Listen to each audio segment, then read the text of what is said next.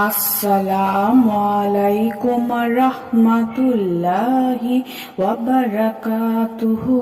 সুপ্রিয় সম্মানিত দর্শক ও শ্রোতা, আশা করি মহান রব্বুল আলামিনের দয়ায় আপনারা সকলেই ভালো আছেন।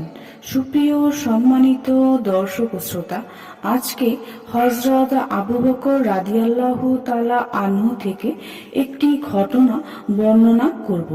ঘটনার শিরোনাম হচ্ছে, যেভাবে ইসলামে দীক্ষিত হলেন এই মহামানব। ইসলামের সূচনা লগ্নের কথা।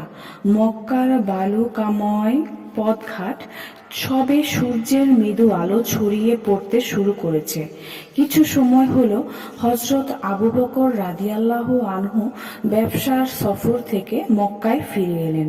হঠাৎই শুনলেন কুরাইশরা কোনো কারণে তার প্রিয় বন্ধু মুহাম্মদের সমালোচনা করছে। কথাবার্তা কিছু শুনে তিনি দ্রুত বন্ধুর বাড়িতে গেলেন। বন্ধুকে জিজ্ঞাসা করলেন, মুহাম্মদ, কুরাইশরা বলছে তুমি নাকি তাদের দেবতার ত্যাগ করতে বলেছ। এমন কি তুমি তাদের মুখ্য বলেছ? এ কথা কি সত্য? রাসূল সাল্লাল্লাহু আলাইহি ওয়াসাল্লাম বললেন, আমি আল্লাহর রাসূল।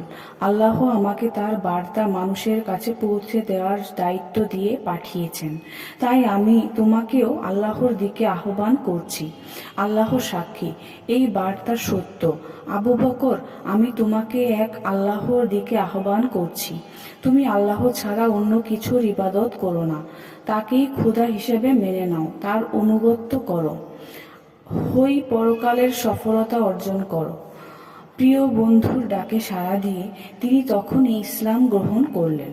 রাসূলের এই আহ্বান মেনে নিতে তিনি কোনরূপ দ্বিধাবোধ করলেন না, কারণ রাসূলকে দীর্ঘদিন যাবৎ তিনি খুব ভালোভাবে জানেন, চিনেন। তিনি ঠাট্টা করেও কখনো কোনোদিন কারোর সঙ্গে মিথ্যা কথা বলেননি।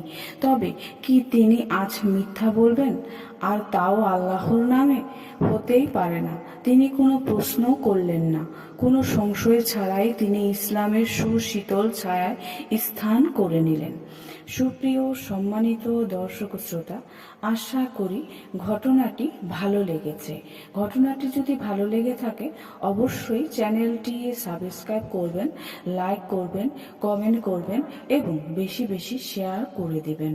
সবাই ভালো থাকবেন। আল্লাহ হাফেজ।